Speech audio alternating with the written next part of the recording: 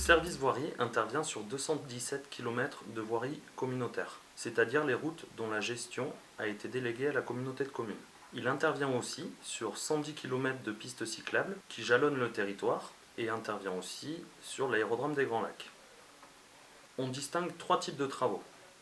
Tout d'abord les travaux d'entretien, qui peuvent être réalisés en régie et qui consistent par exemple en l'entretien de la signalisation et en son remplacement, au rebouchage des nids de poules, au balayage des pistes cyclables et à l'entretien de l'aérodrome des Grands Lacs. On distingue aussi les travaux de renforcement, qui consistent en un programme annuel de travaux validé par la commission voirie et mené suivant un relevé terrain réalisé par les services de la communauté de communes, après concertation avec les services communaux et les concessionnaires. Par exemple, le remplacement de la couche d'enrobé d'une voirie avec ou sans élargissement, ou la sécurisation de certaines voies par la pose de signalétique ou de ralentisseurs. Le budget qui est consacré annuellement à ces travaux s'élève à 1 million d'euros.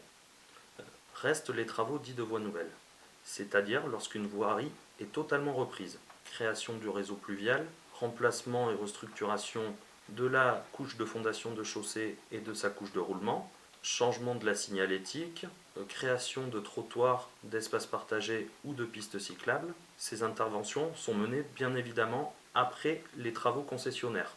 Le service voirie est composé d'une partie ingénierie et d'une régie. L'activité y est organisée en trois pôles. Pour les travaux neufs, qui comprend l'ensemble des opérations d'investissement, l'ingénieur peut s'appuyer sur le technicien études et travaux neufs pour mener les études techniques, les chiffrages, la rédaction des marchés de travaux et le suivi de la bonne exécution des chantiers. Ce bureau d'études travaille aussi en soutien technique des petites communes pour leurs propres besoins par le biais de conventions.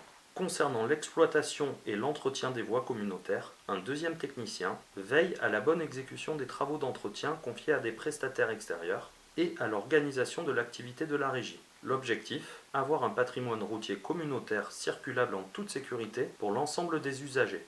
Enfin, la gestion du domaine public. Un agent gestionnaire est chargé de contrôler tous les travaux réalisés par des tiers sur la voirie communautaire afin que ces derniers répondent au cahier des charges établi par l'intercommunalité et qu'une fois achevés, ils ne détériorent pas la voirie communautaire. Pour tous les travaux faisant intervenir des entreprises, des marchés publics sont mis en œuvre afin de respecter la réglementation en vigueur. Un programme pluriannuel d'investissement est monté par les services de la communauté de communes afin de planifier les différents chantiers sur plusieurs années.